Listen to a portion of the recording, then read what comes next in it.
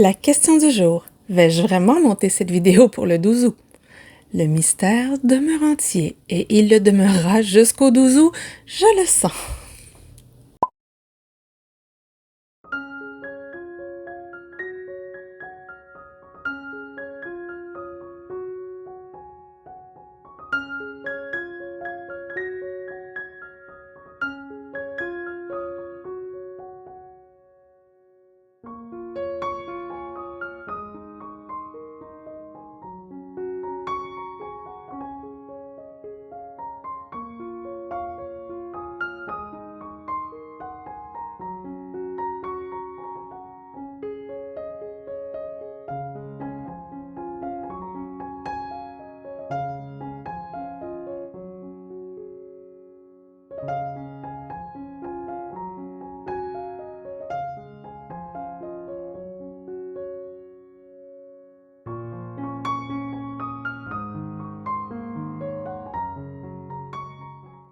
Allô, allô, c'est Karine de Mon Coin Lecture. Nous sommes aujourd'hui le 9 août et j'ai décidé à la dernière minute de vous faire des recommandations pour le 12 août.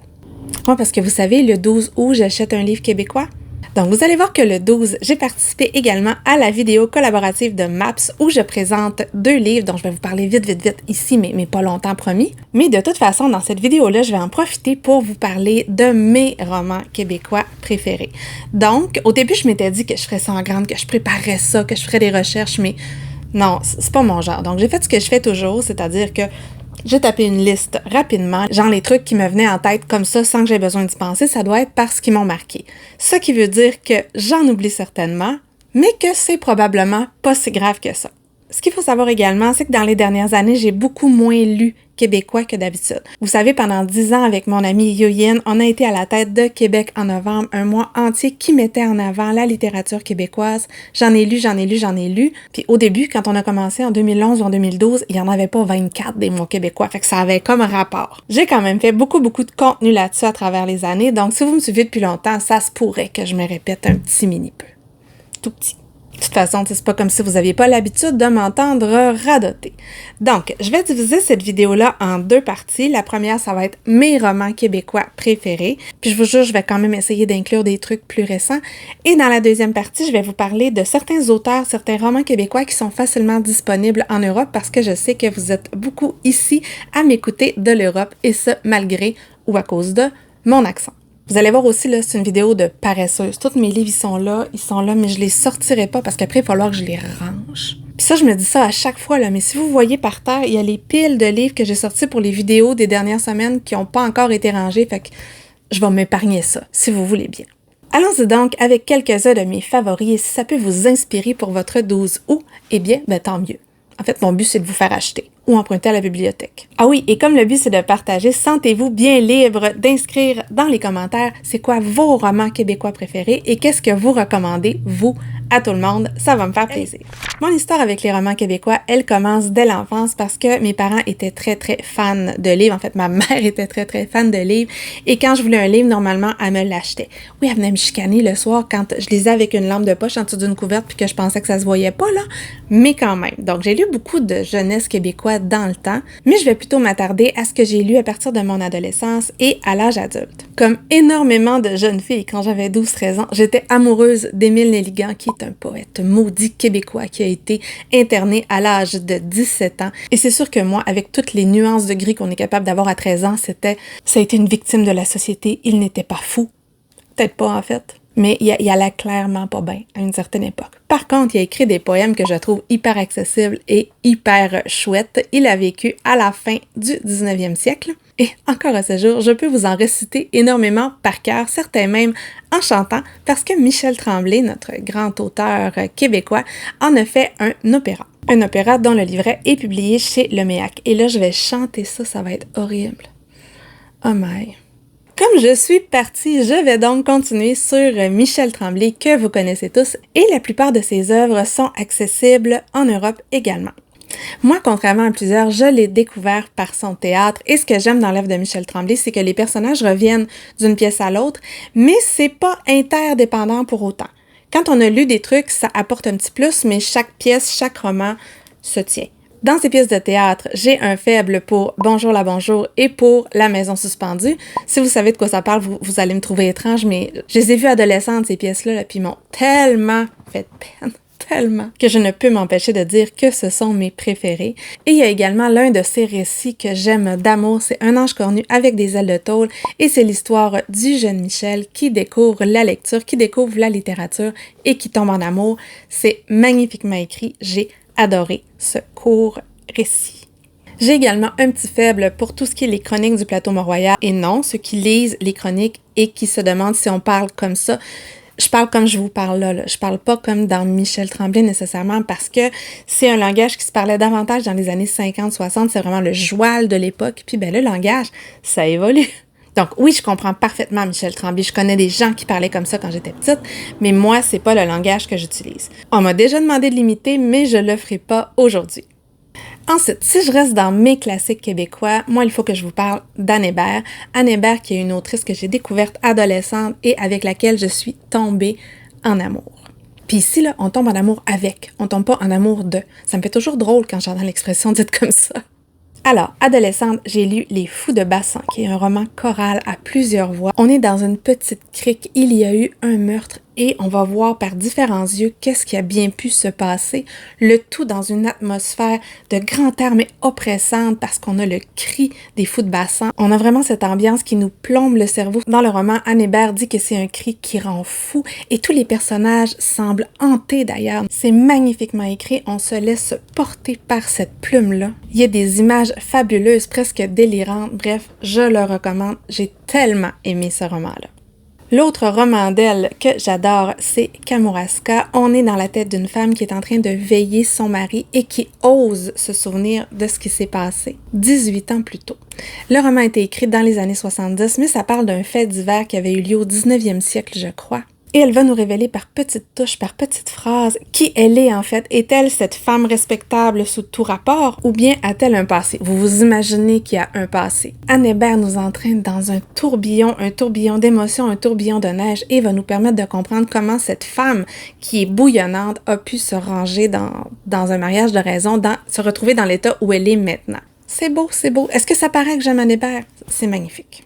Une autre autrice québécoise qui a marqué mon adolescence, que j'ai moins aimée adulte, mais adolescente, là, j'ai tripé sur ce que faisait Marie Laberge, sur son théâtre, entre autres. Et dans plusieurs de ses romans, elle aborde le thème de la relation mère-fille. Puis quand on est ado, je pense que ça peut pas faire autrement que nous toucher, parce qu'on est tellement là-dedans. En tout cas, moi, j'étais tellement dans la relation de révolte avec maman, c'était impressionnant. Alors, lire là-dessus, c'est quelque chose que j'appréciais beaucoup. Tout le monde connaît sa trilogie Gabrielle, Adélaïde, Florent. Moi, je l'ai beaucoup aimée, mais adolescente, ce qui m'avait marqué, c'était Annabelle.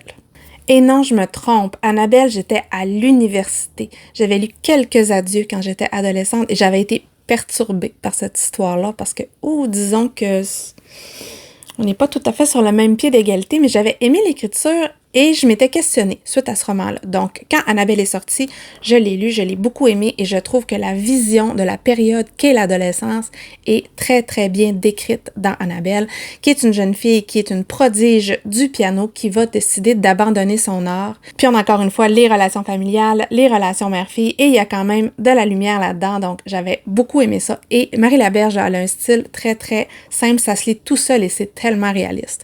C'est ça. Une autre autrice québécoise qui est très très connue et dont j'ai pratiquement tout lu, je crois, et j'ai pratiquement tout aimé, voire même beaucoup aimé. Je vous parle donc de Dominique Fortier et moi ici je vais vous parler de sa duologie des 2 romans qu'elle a écrits sur Emily Dickinson. Vous savez à quel point j'aime les livres dans les livres et dans ces romans-là, Dominique Fortier parle certes de la vie d'Emily Dickinson, la fameuse femme en blanc, mais elle fait également des parallèles avec sa vie d'autrice, avec son rapport à l'écriture et ça c'est hyper intéressant. Dans Les Ombres Blanches, on voit la famille d'Emily après sa mort qui essaie de faire ressusciter son œuvre. J'ai adoré ces 2 romans-là. Elle a une plume, mais une plume, c'est d'une délicatesse. J'aime tellement, ça n'a pas d'allure. Une autre autrice publiée chez Alto dont j'ai tout lu et dont j'ai tout aimé, c'est Catherine Leroux. Je l'ai découverte avec La Marche en forêt, qui est un tout petit roman qui a une couverture magnifique, je vais vous la mettre quelque part, et qui parle des liens familiaux. C'est un roman choral qui nous fait entrer dans le quotidien d'une famille, dans le cœur de chacun de ses membres, qui sont des fois un peu fantasques. On a une tante qui fait du spiritisme, une sœur qui a décidé de ne plus parler Et en très très peu de pages, on a une fresque magnifique et foisonnante. Les secrets vont être révélés et l'image de la couverture, cette image-là, elle m'est restée en tête, je la trouve superbement belle. C'est un mot superbement, mais en tout cas, magnifiquement, terriblement belle. Et c'est ce qui me reste de ce roman-là. De cette autrice-là, j'ai lu également L'avenir qui tombe un peu dans la dystopie et elle s'est imaginée l'évolution d'un langage. Je trouve ça hyper chouette. Et Le mur mitoyen, je l'avais trouvé tellement beau ce roman-là, il faudrait que je le relise. On a 3 histoires dont on va découvrir les relations et les liens petit à petit. C'est poétique, c'est beau. Lisez Catherine Leroux.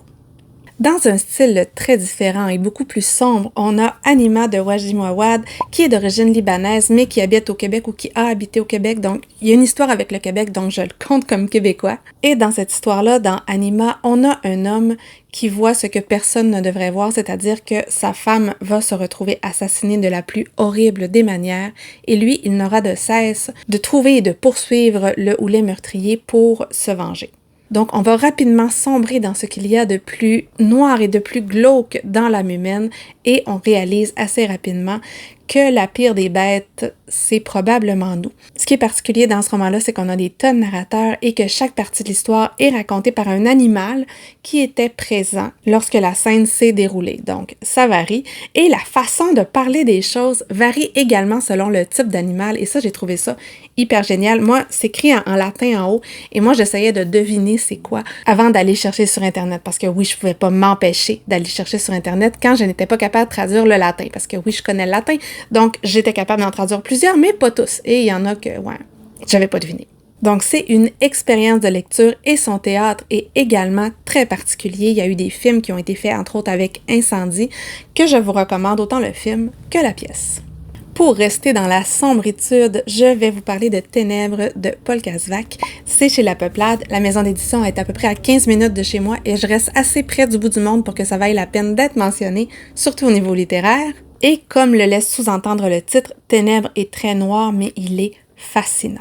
Entendons-nous, c'est pas un roman qui se laisse aborder facilement. Il faut accepter de se laisser porter, de pas tout comprendre, de voir les liens peu à peu. Il y a un peu de réalisme magique dans tout ça. Mais moi, je suis ressortie de là à bout de souffle, hallucinée, carrément hallucinée. Puis je l'ai lu en apnée. Ça nous amène au Congo, à la fin du Congo belge. Et c'est horrible ce qui se passe là-bas. Moi, je savais pas tant, étant québécoise, on dirait qu'il y a des bouts, des pans de l'histoire que nous ignorons.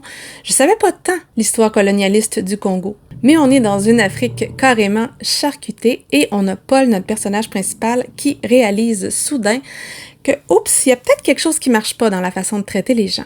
On dirait que j'ai faim, hein? Vous entendez mon estomac depuis tout à l'heure. J'ai oublié de dîner. Puis 4h moins 20. Normal. Il faut me dire de manger, moi, dans la vie. Donc, on a une plume riche, une plume presque vénéneuse. On a un tatoueur chinois dans tout ça. C'est un roman qui plaira pas à tout le monde, mais moi, là, j'ai adoré ça. Ça fait mal, mais j'ai adoré. Que diriez-vous d'un peu de science-fiction maintenant? Ceux qui me connaissent savent de quoi je vais vous parler. Je vais vous parler de Chroniques du pays des mers d'Elisabeth von Arbour. J'ai lu énormément de choses de von Arbour. En fait, je la suis depuis longtemps. Elle reste elle aussi tout près de chez moi. Et j'ai déjà eu le plaisir de la rencontrer dans les soupers Poésie, délices et harmonie qu'il y avait dans le cadre du Salon du Livre il y a longtemps. D'ailleurs, je vais le manquer, le Salon du Livre cette année. Je suis vraiment full triste. Mais dans ce roman-là, qui date de quelques décennies quand même, on se retrouve dans une science-fiction féministe, c'est-à-dire le pays des mers, où il ne reste presque plus d'hommes qui sont un peu des reproducteurs. Là, vous dites, c'est déjà vu, mais ça fait longtemps que ça a été écrit. Et les gens ont peur que la race s'éteigne, donc il faut se reproduire. Pour les femmes, c'est pas fantabulé non plus, parce qu'elles ont quand même un rôle très, très déterminé par la société, et notre personnage principal, Lisbeth, est vouée à un grand avenir, sauf que on va se rendre compte qu'elle, avoir des enfants, elle ne peut pas, ce qui va changer son destin. Elisabeth von Arbour, elle est connue pour faire de la science-fiction et de la fantaisie qui est lente, c'est-à-dire qu'on doit prendre le temps de s'imprégner dans l'univers, et l'univers est aussi intéressant que les personnages, en fait. Et en disant ça, je veux pas dire que les personnages sont pas intéressants, parce que Lisbeth, on voit son évolution tout au long de sa vie, c'est passionnant. Passionnant. Et ce qui est surtout fascinant, c'est qu'on sait qu'il y a eu le déclin, on sait qu'il y a eu un peu la fin du monde, mais on sait pas trop ce qui est arrivé, on sait pas trop qu'est-ce qui s'est passé. Est-ce qu'on va avoir toutes les réponses? Vous verrez, mais il y a un préquel qui en parle quand même assez bien, qui s'appelle Le silence de la cité. Mais moi, je conseille de lire les Chroniques du pays des mers avant, parce que lire sans savoir, quand on comprend, c'est tellement fort. C'est tellement bien. La quête du personnage, elle est fascinante. Ça parle de philosophie, ça parle de religion, ça parle de science, ça parle d'histoire. Bref, c'est sûr que ça peut faire réfléchir, même aujourd'hui. Et ce qui est assez intéressant pour l'époque, encore une fois, c'est que l'écriture était très, très féminisée. C'est-à-dire que quand on avait un groupe, on disait « elle » parce qu'il y avait plus de femmes que d'hommes, tout simplement. Et ça, c'est pour tout. Donc, juste ça, ça vaut la peine d'être lu. Je vous parle maintenant d'Anaïs Barbeau-Lavalette, qui est une autrice québécoise dont j'adore la plume. Moi, sa plume, elle me parle. On dirait que c'est des petits poèmes à chaque fois. Mon préféré reste La femme qui fuit, le roman qui me l'a fait découvrir, mais j'ai adoré Femme forêt et il faut que je lise Femme fleuve, qui est celui qui est sorti l'année passée et que je n'ai pas encore lu. Dans La femme qui fuit, je vous en ai parlé super souvent. Il s'agit de Anaïs qui veut comprendre l'histoire de sa grand-mère parce que sa grand-mère, elle est partie, ce qui a beaucoup influencé la vie de sa mère. Sa grand-mère a vécu dans les années 50-60, je crois, elle a presque signé le refus global. C'est une femme qui était politisée, c'est une femme qui ne voulait pas du destin qui était réservé aux femmes à l'époque et qui a décidé d'être libre. Mais pour être libre, elle est partie. Et tout ça, ça a eu des répercussions sur sa fille, sur sa petite-fille également, et c'est ce qu'on explore dans tout ça. J'ai adoré la réflexion. Dans Femme forêt, ça se passe pendant la pandémie. On a deux familles en fait, qui sont dans un chalet dans le bois et la relation avec la nature est trop cool. Puis Femme fleuve, il faut que je le lise, comme je vous disais. Un autre auteur dont j'aime beaucoup les écrits, c'est Jean-François Caron. D'ailleurs, c'est ma recommandation pour la vidéo collaborative de Maps, c'est ce roman-là. Allez voir, je vous en parle. Mais ici, je vais vous parler du premier roman que j'ai lu de lui qui s'appelle De bois debout et qui a été pour moi un gros coup de cœur. Non, c'était pas le premier, mais c'est lui qui m'a fait ressentir le plus gros coup de cœur. Moi, j'aime son écriture, j'aime sa parlure, comme on dit. C'est-à-dire qu'on est dans un mélange de poésie et de terroir québécois et ça donne une voix tout à fait particulière qu'on reconnaît tout de suite. C'est un vrai conteur. Ici, dans De bois debout, on a une narration excentrique, extraordinaire, des mystérieuses voix. Des fois, il nous parle directement. J'ai adoré la construction de ce roman-là. Et de quoi ça parle? Ça parle d'un fils, ça parle d'un père qui s'est tiré une balle dans la tête. On cherche à comprendre pourquoi, mais ça parle de littérature, ça parle de lecture, ça donne presque le goût d'écrire malgré tout, même quand on a, comme moi, aucun talent. Et le personnage du père qui tente d'inculquer à son fils la vraie vie, pas celle des livres, il m'a fascinée. J'ai trouvé ça fabuleux. J'ai adoré ce roman-là. Il faut le lire. Un autre roman que j'ai adoré et qui est sorti il y a quelques années, c'est Le plongeur de Stéphane Larue. Et là, c'est pas un plongeur sous-marin, là, c'est un plongeur, un laveur de vaisselle, genre dans un restaurant un peu chic. Après avoir lu ce roman-là, je vous jure, dans nos têtes, la plonge d'un resto, là, c'est une zone de guerre, rien de moins. Et dans le restaurant, il y a plusieurs personnages, dont la figure de Bébert, le mentor éclopé, qui va le guider dans cet univers-là. Comment ça qu'il s'est ramassé là? C'est parce que notre jeune Stéphane, il s'appelle Stéphane, comment il s'appelle? Il s'appelle Stéphane, comme Stéphane Larue. Oh, ça serait-il l'autofiction? Je sais pas. Bref, Stéphane, là, il est dans le trouble. Parce qu'il y a plus une scène, il doit de l'argent à tout le monde parce qu'il y a un petit problème avec le jeu. Puis en plus de ça, c'est un menteur professionnel, il invente sa vie à qui veut l'entendre. Puis malheureusement, il y a du monde qui veut l'entendre. Donc son cousin, Malik, va lui trouver une job dans le restaurant La Trattoria et on va le voir passer une certaine parenthèse dans sa vie. Dans ce roman-là, Stéphane est enrageant. On le voit faire mauvais choix par-dessus mauvais choix. On voit qu'est-ce que c'est l'addiction. On le voit mentir, on le voit tenter de s'en sortir, mais pauvre gars, mais ça marche jamais. Et dans le restaurant, il va trouver toute une faune assez particulière de personnes qui vont lui faire des petits pas en avant ou en arrière, mais ils sont tous pleins de failles. Puis ce qu'il faut savoir, ce qui m'a plu, c'est que tous ces up and down et ces retours à la case départ, c'est sur fond de musique heavy metal des années 80, je crois. Donc, ouais, c'était pour moi. Je pensais que ça serait pas long. Oups, on accélère.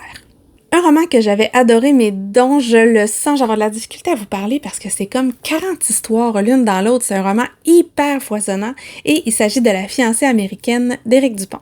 Ici, on a une saga familiale qui commence à Rivière-du-Loup, ça c'est dans le Bas-Saint-Laurent, mais on va se ramasser à Rome et même dans l'Allemagne nazie. Aux États-Unis aussi, la fiancée américaine. Puis en plus, en arrière de tout ça, le motif récurrent, c'est la Tosca. C'est tellement pour moi. Il y a peut-être une partie que j'avais un petit peu moins aimée, mais c'est truculent, c'est touffu. Tu sais, des fois, ça rappelle Dickens, d'autres fois Isabelle Allende, des fois John Irving, c'est vraiment étrange. Et mon plus gros souvenir de ce roman-là, c'est que quand j'ai compris pourquoi le personnage de Madeleine, qui a une clé de fat en tâche de naissance, fait un voyage, oh mon Dieu, j'ai failli mourir. En fait, non, j'ai pas failli mourir, mais j'ai vraiment éclaté de rire. Ensuite, je vais vous parler de Sophie Bienvenue, qui est une autrice que j'aime beaucoup. Mais moi, mon préféré d'elle, ça reste « Et au pire, on se mariera », qui est un long monologue prononcé par une jeune fille de 13 ans. Et en fait, on sait qu'il s'est passé quelque chose et elle nous raconte son histoire. C'est dur, c'est touchant, c'est hyper bien écrit. Mais ce qu'il faut savoir, c'est qu'on a affaire à une jeune adolescente en tas.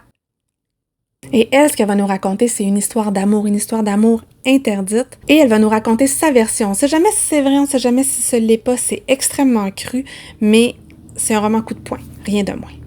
Et de la même autrice, j'avais également beaucoup aimé Autour d'elle, qui nous parle d'une femme dont on n'aura jamais la voix, mais on va voir celle des gens qui l'ont côtoyée.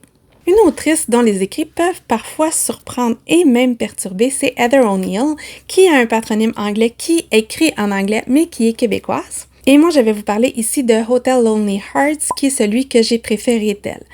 Comment décrire ce roman? Je dirais qu'on pourrait penser à une scène avec en arrière-plan plein de sang, des corps démembrés, et devant des clowns, des paillettes et des danseuses de cirque. Tu sais, avec des petites baguettes magiques qui font des petites étincelles et des petits arcs-en-ciel, là, ben, c'est un peu ça. Mais il faut pas s'y tromper, là, c'est un roman qui est extrêmement glauque, malgré tout. Mais qui est dérangeant, mais qui est bien écrit. J'ai beaucoup aimé ça. On a comme personnages principaux deux amoureux maudits auxquels la vie n'a pas laissé beaucoup de chance et autour d'eux toute une galerie de personnages mais tellement imparfaits qui prennent des mauvaises décisions. Leurs destins vont se frôler, on est dans les années 20 à Montréal, c'est la Grande Dépression, bref, ça va bien pour personne. À cette époque-là, il y a la religion, il y a la pègre et il y a le gouvernement, on est vraiment pris là-dedans. Puis des fois, on ne sait pas c'est lequel le bon, là, c'est pas toujours clair. Nos personnages principaux sont orphelins, les bonnes sœurs sont pas toujours bonnes. C'est une histoire qui est difficile à résumer, mais j'avais été envoûtée par cette plume, par cette atmosphère. Comment parler de roman québécois sans parler de Fanny Demeule, qui est une autrice que j'aime énormément et qui a un faible pour parler d'obsession. Donc moi, ceux que j'ai préférés, ce sont Mukbang et Roux clair naturel, parce que dans les univers de Fanny Demeule, on va focusser sur un petit truc et ça va prendre toute la place jusqu'à la déraison. Dans Roux clair naturel, c'est une jeune femme qui un jour a laissé tomber « Ah oui, ils sont beaux, mes cheveux sont roux, c'est naturel, mais c'est pas naturel. » Donc c'est un thriller capillaire. Et ce qui est intéressant dans tout ça, c'est de voir à quel point cette couleur-là devient sa définition d'elle-même, qui n'est même pas vraie.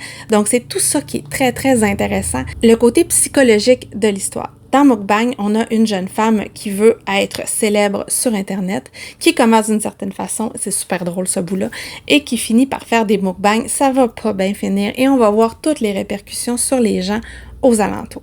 Dans les romans québécois dont on entend beaucoup parler ici et outre-Atlantique, on a ceux de Michel Jean. Moi, mes préférés, ce sont vraiment mes deux préférés, ce sont Coucoum et Elénou, qui a été retraduits, je pense, c'est Atouk. Je les ai plus, ils sont restés dans mon glissement de terrain. Je comprends pas, ils ont pu passer, mais je les ai plus. Mais dans les romans de cet auteur-là, ce sont ceux que je préfère. Ce sont ceux qui ont réussi à m'amener ailleurs, à me faire comprendre certaines choses quand ils ont été publiés, parce que ça fait plusieurs années tout ça, là, que moi je l'ai lu. Quand on parle de sédentarisation forcée, quand on parle de ce qui est arrivé, moi ça se passait pas très très loin de chez moi. C'est mon histoire assez récente. Mais moi, je suis allochtone, je suis pas autochtone. Et ce que vous voyez ici, j'ai mis ça là, pour l'occasion, mais ça a été acheté à un artiste autochtone. Moi, je suis pas autochtone. Mais pourquoi j'ai tant aimé ces romans-là? C'est parce que je crois que ce sont ceux qui sont le plus personnels pour Michel Jean et ce sont ceux qui sont les plus touchants. Ce sont ceux aussi qui parlent de famille, qui parlent d'identité. Entre autres, dans Elénou, il parle beaucoup de son identité autochtone qu'il a découvert, qu'il connaissait, mais qui a assumé un peu plus tard dans sa vie. Donc, ce sont mes deux préférés de Michel Jean. En littérature autochtone, une autre dont je veux vous parler, c'est J.D. Curtness. J'ai lu plusieurs de ses romans, mais pour moi, ce que j'ai préféré dans toute son œuvre, c'est la nouvelle qui se situe dans le recueil Wapke. Wapke, c'est un recueil de nouvelles écrits par des auteurs et des autrices autochtones. Et ce qui est particulier, c'est que ce sont des nouvelles de science-fiction. Et la nouvelle de SF de J.D. Curtness s'appelle Les saucisses. Elle est génialissime, je l'ai adorée. Mais je vous en dirai pas plus parce que je vais tout vous dire sinon. En littérature autochtone, j'aime également beaucoup Louis-Carl Picard-Sioui qui a une vision assez décalée, assez humour noir et rire jaune de ce qui se passe dans sa communauté à lui. Et moi, j'ai beaucoup aimé son premier recueil de nouvelles qui se passe à Kitchike. C'est à la fois drôle, à la fois décourageant, mais on a un regard vraiment intéressant sur l'ensemble des choses qui se passent dans sa réserve. Il y a un deuxième tome qui est sorti, je vais clairement lire parce que j'aime beaucoup ce qu'il fait, j'aime beaucoup son ton, en fait. Ensuite, de quoi je pourrais vous parler? En théâtre, La liste de Jennifer Tremblay, qui est un long monologue. C'est vraiment une liste, ça parle de culpabilité, ça parle du fait qu'on soit tellement pris dans notre quotidien qu'il y a des choses qu'on voit pas. C'est génial, je l'ai vu au théâtre, je l'ai lu, j'ai adoré les deux. On a Il pleuvait des oiseaux de Jocelyne Saucier qui parle des grands feux en Ontario et ça nous parle présentement. Hein? Et c'est l'histoire de 3 personnes âgées qui sont dans le bois pour différentes raisons et quelqu'un qui veut aller les interviewer parce que ils ont connu quelqu'un qui a connu les grands feux et tout ça. Et Il pleuvait des oiseaux, l'image est fabuleuse. Ce sont des histoires très tendres, très touchantes. Ensuite, de Marie-Renée Lavoie, La petite et le vieux, une histoire d'amitié entre une jeune fille d'un quartier populaire de Québec et un vieux monsieur grognon. J'aime toujours ces histoires d'amitié intergénérationnelle. Et en plus, cette jeune fille-là se prend pour Lady Oscar et elle veut être un chevalier, donc je ne pouvais que l'aimer. Dans un tout autre style, quand j'étais jeune adulte, j'avais énormément aimé Soutien-gorge rose et Veston noir de Raphaël Germain. C'est de la chick lit, pure et simple, de la chick lit de l'époque en plus. Je pense que c'est les années 1999, en tout cas, dans ce bout-là. Mais moi, c'était tellement ma vie, j'avais tellement aimé ça, je trouvais ça hilarant. Je sais pas comment ça passerait maintenant, mais à cette époque-là, je trouvais ça super drôle. Je trouvais que les personnages étaient hyper réalistes, j'avais adoré ça. Ah oui, il y avait Bon chien de Sarah Desrosiers. Ça fait moins longtemps. C'est un court roman qui parle de la danse, parle de comment la jeune danseuse qui a pas tant de talent mais qui travaille donc fort se sent dans cet univers-là. Et quand on pense à l'image Bon chien, elle travaille fort, tu sais, Bon chien. Ah mon Dieu. Donc, ça parle de son évolution personnelle, comment elle a réussi à grandir dans tout ça. Est-ce qu'elle va réussir à s'en sortir? J'avais beaucoup aimé ce texte-là qui est un texte très fort.